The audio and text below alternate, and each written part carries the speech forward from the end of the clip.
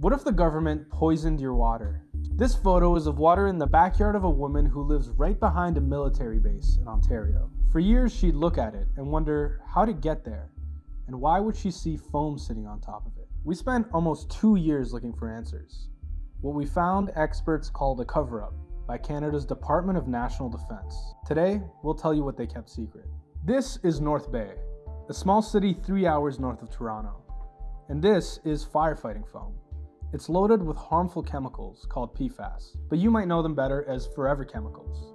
They're associated with a long list of health effects, including various cancers. Just up the hill from North Bay, those chemicals were released during firefighting drills at a military base and nearby airport. Over time, the chemicals made their way downstream, contaminating water wells and the source of the municipal water supply. Residents only learned about this in 2017.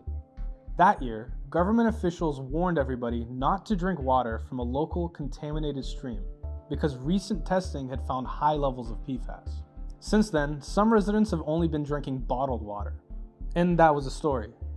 Until we dug up documents that have never been revealed before. Among them is this military report, which says 2012 is actually the year the government discovered the contamination. Nearly 5 years before they told anyone, they found high levels of PFAS in that very stream.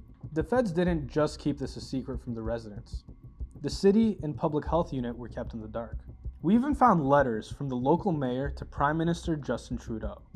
And in them, he says the feds were hiding information and ignoring the health and safety of his citizens.